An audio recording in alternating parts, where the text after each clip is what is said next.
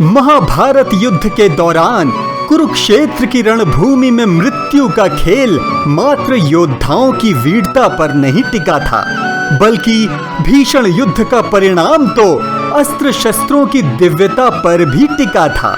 यही कारण था कि कर्ण और अर्जुन के भयंकर युद्ध के दौरान दोनों योद्धाओं का मात्र एक दूसरे की वीरता से आमना सामना नहीं था, बल्कि उनके अस्त्र शस्त्रों को भी अपनी श्रेष्ठता साबित करनी थी।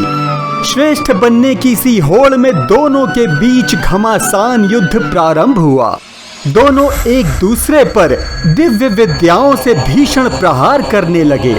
धीरे धीरे कर्ण अर्जुन पर भारी पड़ने लगा, परंतु ये अर्जुन का दिव्य रथ ही था जो कर्ण के भीषण प्रहारों से उसकी रक्षा कर रहा था। आखिर अर्जुन के रथ पर स्वयं भगवान श्री कृष्ण और पताका पर महाबलशाली हनुमान जो विराजमान थे। अब प्रश्न उठता है कि श्री कृष्ण तो धर्म की रक्षा हेतु अर्जुन के सारथी बनकर उसका मार्गदर्शन कर रहे थे, परंतु पताका पर श्री हनुमान कैसे विराजित हुए? या क्या कारण था कि उन्हें पताका पर विराजित होकर अर्जुन की रक्षा करनी पड़ी? ये जानने के लिए हमें चलना होगा उस समय जब अर्जुन साधु संतों और ऋषि मुनियों के साथ तीर्थ यात्रा कर रहे थे और इसी दौरान वो दक्षिण भारत स्थित रामेश्वरम के उस क्षेत्र में पहुंचे जहां भगवान श्री राम ने लंका कूच करने से पूर्व शिवलिंग स्थापित कर महादेव शिव की स्तुति की थी और साथ ही साथ वानर और भालुओं की सहायता से लंका तक पहुंचने वाला एक विशाल पुल का निर्माण भी किया था। और जब अर्जुन ने उस विशाल पुल के अवशेषों को देखा तो वो आश्चर्यचकित हो गया। उसने अपने सहयात्रियों से प्रश्न किया कि जब भगवान श्री राम स्वयं ही इतने पराक्रमी और धनुर्विद्या में इतने निपुण थे, तो क्यों नहीं उन्होंने ही अपने बाणों से एक शक्तिशाली पुल का निर्माण कर दिया? क्यों उन्हें इस पुल के निर्माण के लिए वानर सेना और भालू जैसे जीवों पर निर्भर होना पड़ा? अर्जुन का ये प्रश्न सुनकर सभी यात्री शांत हो गए। किसी के पास इस प्रश्न का कोई उत्तर नहीं था। तभी एक छोटा सा वानर जो उन सभी का कुछ दूरी से पीछा कर रहा था, उसने कहा कि बाणों से बना पुल, और ये कहते ही वो जोर जोर से हंसने लगा और कहने लगा कि राजकुमार, क्या आपको उन वानरों की शक्तियों का आभास है? विशालकाय सुग्रीव, नल, नील, अंगद और उनका प्रतिनिधित्व करने वाले महाबलशाली हनुमान को शायद आप ठीक से जान नहीं सके। बाणों से बने किसी भी पुल में इतनी शक्ति नहीं कि वो इनका भार सहन कर सकें। यहाँ तक कि बाणों से बना कोई भी पुल, चाहे वो कितना ही शक्तिशाली क्यों ना हो, वो मेरे जैसे नन्हे वानर का भी भार झेल नहीं सकता। ये बात सुनते ही अर्जुन को लगा जैसे उसका पराक्रम ही दांव पर लग गया हो। उसने इसे एक चुनौती मानते हुए उस वानर से कहा कि ठीक है, मैं इस चुनौती को स्वीकार करता हूँ।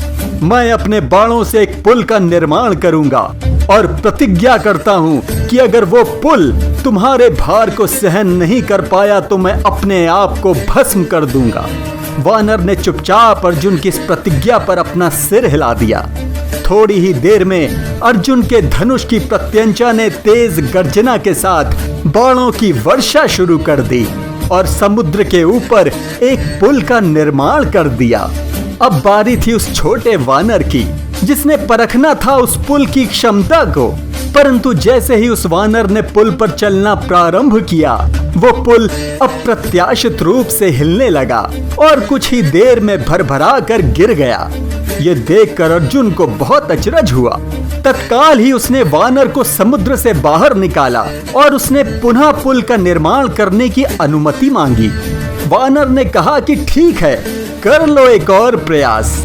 इसके पश्चात अर्जुन ने फिर से एक और पुल का निर्माण किया, परंतु इस बार उसने बाणों की दूरी को एक दूसरे से काफी कम रखा और वानर से कहा कि अब दिखाओ पुल को तोड़कर। वानर मुस्कुराया और फिर से उस पुल पर चलने लगा, परंतु इस बार भी वो पुल उस वानर का भार सहन नहीं कर सका और समुद्र में समा गया। यह देखकर अर्जुन को काफी शर्मिंदगी उठानी पड़ी और अपनी प्रतिज्ञा के अनुसार बिना समय गंवाए उसने अपने आप को अग्नि में भस्म करने की तैयारी कर ली।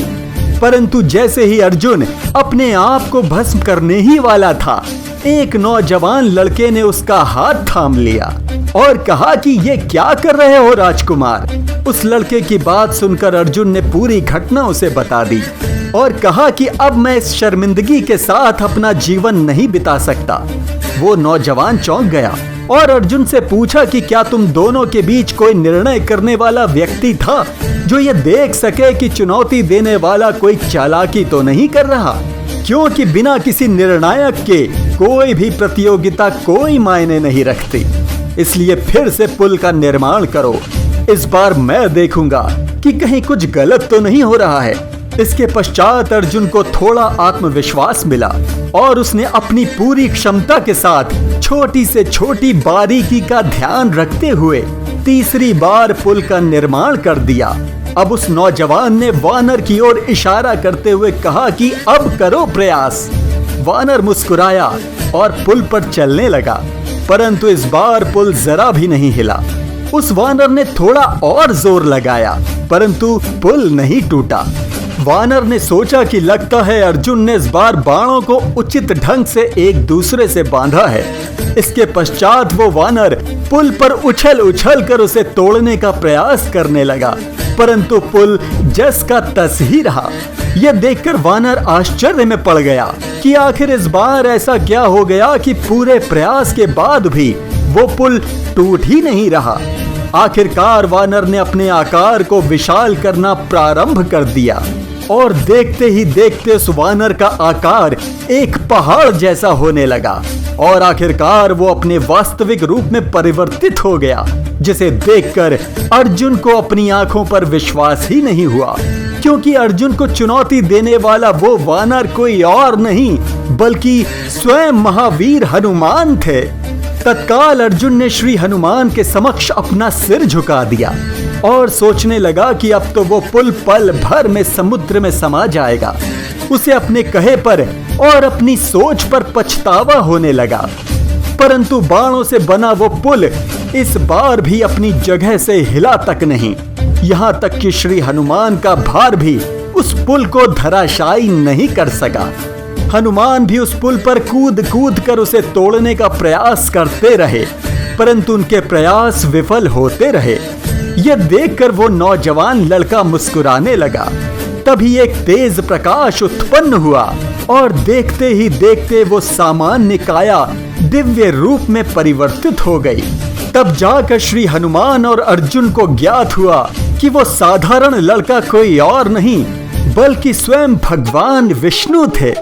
दोनों ही भगवान विष्णु के चरणों में नतमस्तक हो गए। श्री विष्णु ने कहा, मैं राम हूँ और मैं ही कृष्ण हूँ। मैंने ही तुम्हारे पुल को टूटने से बचाया है अर्जुन। ये तुम्हारे लिए सीख है कि नम्रता को धारण करो। घमंड और अभिमान व्यक्ति की श्रेष्ठता को समाप्त कर देते हैं। प्रिय हनुमान, अर्जुन को अपमानित करने से अच्छा अगर आप उसे बेहतर ढंग से समझते तो कितना अच्छा होता। वो एक महान योद्धा है, आप उसे इस तरह से मृत्यु के मुख में कैसे जाने दे सकते थे। दोनों ने भगवान विष्णु से अपने किए की क्षमा मांगी। भगवान विष्णु ने दोनों को क्षमा कर दिया, परंतु हनुमान अभी भी अपने किए पर शर्मिंदा थे। उन्होंने कहा कि मुझे अपने किए पर पश्चाताप है, इसलिए बहुत जल्द होने वाले एक महान युद्ध में मैं अर्जुन के रथ पर विराजमान होकर उसकी रक्षा करूंगा। तत्काल भगवान विष्णु ने कहा कि हनुमान, तुम अर्जुन के रथ की पताका पर विराजित होकर अधर्म के विरुद्ध अर्जुन का साथ दोगे। उसका रथ जहां भी जाएगा, हनुमान का रक्षा कवच उस रथ को अभेद्य बनाएगा। ये मेरा आदेश और तुम्हारा वचन है हनुमान। और अपने उसी वचन को निभाने हनुमान महाभारत युद्ध में अर्जुन के रथ की पताका पर विराजित हुए। इसके बावजूद भी जब कर्ण अपने बाणों से अर्जुन के रथ को हिला दे रहा था तो यह देखकर श्री कृष्ण आश्चर्यचकित हो उठे और वो कर्ण की प्रशंसा करने लगे। यह देखकर अर्जुन से रहा नहीं गया तो उसने श्री कृष्ण से पूछा कि आखिर कर्ण मुझसे बेहतर कैसे। तब श्री कृष्ण ने कहा कि तुम्हारे रथ पर तुम और तुम्हारे दिव्य अस्त्र शस्त्र हैं। भगवान हनुमान तुम्हारे रथ की पताका पर विराजमान हैं। इस सब से ऊपर स्वयं मैं तुम्हारे रथ पर उपस्थित हूँ। इसके बावजूद भी कर्ण तुम्हारे रथ में कंपन पैदा कर रहा है, उसे अपने बाणों से हिला दे रहा है। ये कोई छोटी बात नहीं है अर्जुन, इसलिए हे पार्थ मैं उसकी प्रशंसा कर रहा हूँ। ये हनुमान जी की शक्ति ही थी कि अर्जुन का रथ कुरुक्षेत्र युद्ध के आखिरी दिन तक विराट शक्ति के साथ डटा रहा। अंतिम दिन श्री कृष्ण ने सबसे पहले अर्जुन से रथ से बाहर निकलने को कहा और जैसे ही अर्जुन ने रथ से अपना पैर बाहर रखा, श्री कृष्ण ने हनुमान जी को धन्यवाद दिया कि वो अंतिम क्षण तक युद्ध में अर्जुन के साथ बने रहे। हनुमान जी ने श्री कृष्ण को प्रणाम किया और रथ को छोड़ दिया और जैसे ही वो रथ से अलग हुए उसमें आग लग गई। ये देखकर अर्जुन चौंक गया। तब श्री कृष्ण ने कहा कि हे अर्जुन, तुम्हारा रथ तो बहुत पहले ही जल चुका होता अगर इसमें हनुमान विराजमान न होते, क्योंकि वो ही तुम्हारे रथ की दिव्य शक्तियों के प्रहार से रक्षा कर रहे थे। हो न हो ये भगवान विष्णु की लीला ही थी जिसने श्री हनुमान को महाभारत युद्ध में पांडवों का साथ देने के लिए मजबूर कर दिया, जिसे ना तो स्वयं हनुमान समझ सके और ना ही पांडव। तो दोस्तों, देखा आपने कि आखिर क्यों भगवान हनुमान महाभारत युद्ध के दौरान अर्जुन के रथ की पताका पर विराजित हुए। आपको आज की गाथा कैसी लगी हमें जरूर बताइएगा और हाँ, वीडियो को लाइक, शेयर और सब्सक्राइब करने के साथ बेल आइकन को जरूर दबाइएगा। जय श्री राम, जय श्री कृष्ण, जय श्री हनुमान।